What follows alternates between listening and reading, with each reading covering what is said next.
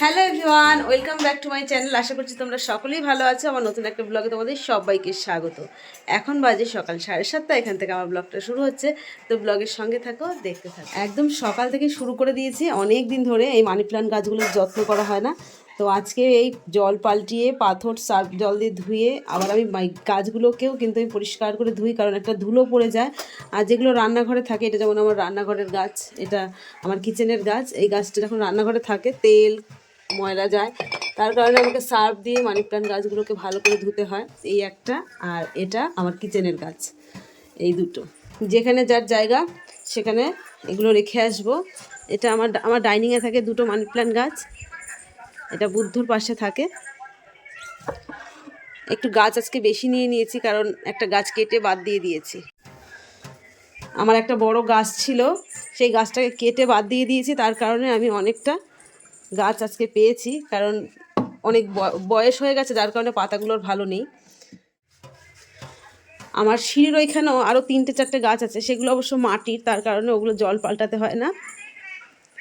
তো এটা আমার ডাইনিংয়ে থাকে, মানে টেবিলের উপরে। এই গাছটা থাকে আমার মেয়ের ঘরে। সব ঘর এখন অন্ধকার, যার কারণে আমি একাতে ক্যামেরা ধরে আমি আলো জ্বালাতে পারছি না। আর এই গাছটাকে রেখে দিয়েছি। এই গাছটা একটু এখান থেকেও ডাল কাটি, এখন আর টপটাকে ধরা যায় না, ধরে যে সরাবো সেই এই টপটাকে তোমরা যে দেখছো, এই টপটা থেকে গাছগুলো কাটা হয়েছে। যেহেতু ওপরে জানলার সঙ্গে ছিল গাছটা, আর কয়েকটা ডাল নিচে পড়ে গেছে। বিশাল বড় ছিল, ঝাঁকড়াও ছিল। ছবি নেই বলে তোমাদের দেখাতে পারলাম না। প্যাকেটে ভরে রেখেছিলাম, ছেলের হাতে পাঠিয়ে দেবো, এটা জলে ফেলতে হবে। আর এই জানলা ঘিরে গাছটা পুরো একদম সুন্দরভাবে সাজানো ছিল। কিন্তু এই যে পাখির যে বাসা আছে এখানে, তার কারণে গাছের গোড়াটা ময়লা করে।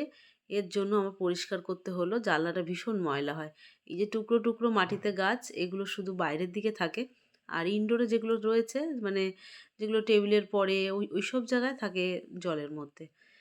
তো এই জানলাটাকেও পরিষ্কার করে নিলাম। আর এই পাতাগুলো এখন ছেলের হাতে পাঠিয়ে দিচ্ছি। ও খালে বা কোনো জলে টলে ফেলে দেবে। এটা যেহেতু আমি গাছটা পুজো করি, সেই কারণে যেখানে সেখানে ফেলা যাবে না। তো ছেলেকে পাঠিয়ে দিয়ে এখন এই টবটাকে আমার একটু ভালো করে পরিষ্কার করে ধুয়ে নিতে হবে। এর মধ্যে পাখির যত পশম মানে পালক টালক সমস্ত কিছু পড়েছে, আর পাখিতে বাসা বাঁধে, তার কারণে শুকনো গাছও এর মধ্যে পড়ে। তো ভালো করে ধুয়ে নিয়েছি, দেখতে পাচ্ছ গাছটা কেমন কুকড়িয়ে গেছে। বেশি বড় হয়ে গেছে বলে কুকড়িয়ে গেছে। তো তারপরেই আমি এদিকে মেয়েকে এখন চা করে দিলাম। আমার স্নান টান সব কিছু হয়ে গেছে, নিজেও চা খেয়ে নিয়েছিলাম। মেয়ে যেহেতু সেই সময় ছিল না, পড়তে গেছিলো, আর ও খায় চিনি ছাড়া লিকার চা। ও দুধ চা খেতো এক সময়, কিন্তু এখন আর খায় না, খুব গ্যাসের সমস্যা। আমিও রান্নাবান্নার দিকে শুরু করে দিলাম। আজকে এই যে পুঁটি মাছ দিয়ে পেঁয়াজকালি আলু দিয়ে আর টমেটোটাকে ছাড়িয়ে নিয়েছি, সেটাই তোমাদের দেখালাম। পুঁটি মাছটাকে ভেজে নেবো। মাছটার সাইজটা বেশ ভালো আছে, এরকম সাইজের মাছ ঝোল করলে বেশ ভালো লাগে। বেগুন দিয়ে, বড়ি দিয়ে, নতুন আলু দিয়েও ভালো লাগে। কর্তামশাই পেঁয়াজ দিয়ে খেতে চেয়েছে, তার কারণে পেঁয়াজ দিয়ে রান্না করছি।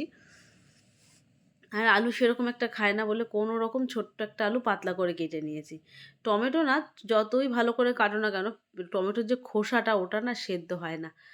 আদা আর কাঁচা লঙ্কা আমার বাটা ছিল, একটুখানি মশলা দিতে হয় সামান্য, তাই দিচ্ছি। একটুখানি আদা কাঁচা লঙ্কা, আর কাঁচা লঙ্কাটা আমি গোটাই দেবো। ওর মধ্যে যে লঙ্কা আছে কিন্তু অতটা ঝাল হবে না। আমাদের বাড়ির তরকারি তো একটু ঝাল না হলে হয় না। তো ভালো করে কষিয়ে নেবো। আজকে এই কড়াইয়ের সঙ্গে খুন্তিটা ঠিক মানাচ্ছে না। এটা ননস্টিকের খুন্তি, মানে খুন্তি বলতে স্প্যাচুলা। আর এদিকে গরম জল বসিয়ে দিয়েছি, আর মিঠাইয়ের খিচুড়িটাও হচ্ছে। রান্না করতে করতে বাদবাকি কাজগুলো কিন্তু এক হাতে সেরে নিই। দেখো এই পেঁয়াজ কালির মধ্যে আলুটা ছিল, দেখতেই পাইনি। তো জানি না আলুটা সেদ্ধ হবে কি না। আলু সেদ্ধ ওদিকে হয়ে গেছে, ওই একটা আলুই বাকি, তার মধ্যে পেঁয়াজ কালিটা দিয়েছে। আর অনেক লম্বা লম্বা করে পেঁয়াজ কালিটা কেটেছি। একটু মোটা মোটাও কিন্তু দেখতে লাগছে, গায়ে খুব মোটা ছিল পেঁয়াজ কালিটা। ঝোলটা ফুটে উঠতেই না মাছটা দিয়ে দিচ্ছি। মাছের সঙ্গে ঝোলের সাথে না ফুটলে কখনোই মাছের সেই স্বাদটা পাওয়া যায় না। তো আমি একটু ঢাকা দিয়ে দেবো, যেহেতু জলটা কম দিয়েছি। ঢাকা দিলে না ঝোলটা সহজে শুকাবে না, আর মাছের মধ্যে বেশ ভালোভাবে ঝোল মশলাটা চলে যাবে। তো ফাইনালি আমার এই পুঁটি মাছের পেঁয়াজকালি আলু দিয়ে ঝোল হয়ে গেছে। তারপরেই আজকে যেহেতু সানডে ব্লগ এটা, আজকে একটু মুরগির মাংস রান্না করব। দেশি মুরগি, আর গাছ থেকে পেঁপে পাড়িয়েছিলাম, পেঁপেগুলো কেটে নিলাম। কাটা থাকলে না যে কোনো ফল কিন্তু খাওয়া হয়ে যায়। আজ কাটবো কাল কাটবো করে না খাওয়া হয় না। আর এই সমস্ত কাজগুলো আমি সবসময় আগে করে রাখি, কারণ নষ্ট করার আগে না খেয়ে ফেলাটাই ভালো। কর্তামশাই বাজার থেকে দেখো কত কিছু নিয়ে এসেছে। নিয়ে এসছে কতগুলো বড়ি। সেদিন বলছিলাম শাক পাতায় এই শীতকালে একটু বড়ি দিয়ে খেতে হয়। আর নিয়ে এসছে এক গাদা কচু। নিজে খায় না, কিন্তু আবার চোখে যদি ভালো লাগে নিয়ে আসে। নিয়ে এসছে নতুন সবজি ওলকপি বা শালগম বলে অনেকে। আর মেয়ের শরীর খারাপ বলে কটা ডাব নিয়ে এসেছে। এখন ডাব মানে আকাশ ছোঁয়া। নতুন আলু এনেছে। আগে যদি আসতো তাহলে আমি পেঁয়াজকালির মধ্যে নতুন আলুই দিতাম, তাহলে একটা আলাদা স্বাদ লাগতো। আর বেশ কিছুদিন ধরে আমরা খাসির মাংস খাচ্ছি না। খাসির মাংস খাওয়া কর্তামশাইয়ের বারণ। তার কারণে আমরা এই দেশি মুরগিটাই খাচ্ছি। পোলট্রি তো কর্তামশাই খায় না। দেশি মুরগিটা সবাই ভালো খায়, কিন্তু মেয়ে খায় না। তো মাংসটা ওদিকে আমি ধুয়ে জল ঝরাতে দিয়েছি, আর মিঠাইয়ের খাবারটা এখন ভালো করে মাংসর সঙ্গে মেখে দেবো। মিঠাই তো একা না, মিঠাইয়ের সঙ্গে সেরুও আছে। এই যে এটা হচ্ছে রাত্রিরের খাবার। আর ভাতটা ভীষণই গরম, মাখতে পারলাম না। এদিকে জলটাকে ঝরাতে দিয়েছি মাংস, আর তার মধ্যে আমি টকটাকে রান্না করব। টকটা খুব তাড়াতাড়ি হয়ে যায়, চটজলদি একটা রেসিপি, আর আমরা খুব ভালো খাই, সেলের বেরিয়ে যায়। ঠান্ডা সবারই লেগেছে বাড়িতে। আর মিঠাই দেখো রৌদ্রে শুয়ে আছে। ওর যে কী শীত, আমি এবছর ওকে দেখেছি, বুঝলাম যে ওর প্রচণ্ড শীত। ও শীতকালে একটুও বেরোচ্ছে না। ও সোয়েটারটা খুলে দিয়েছি, আর এখানে রোদ পড়ছে, আর রোদে গা লাগিয়ে দিব্যি শুয়ে আছে। চোখ মিটমিট করছে, সব কিছুই দেখছে বুঝছে, কিন্তু উঠছে না। তো ওই জানলাটা পরিষ্কার করাতে না ঘরের মধ্যে আলো ঢুকছে, সেটাই আমি দেখছি। আর এখন মেয়েকে এখন একটা ডাব কেটে দেবো, কারণ ও সকালবেলার খাওয়া দাওয়া করে নিয়েছে, তারপরেই ডাবটা দিচ্ছি। ডাবটা যতটা বড় দেখতে, কিন্তু ভেতরে কিন্তু অতটাও জল হয়নি। তো এক হাতে ক্যামেরা ধরেছি বলে আমি কিন্তু খুব ভালো করে ভিডিও করতে পারছি না। এখনও পর্যন্ত আমি স্ট্যান্ডটা কিনিনি, কিনে উঠতে পারিনি। আজ কিনবো কাল কিনবো করে কেনাই হচ্ছে না।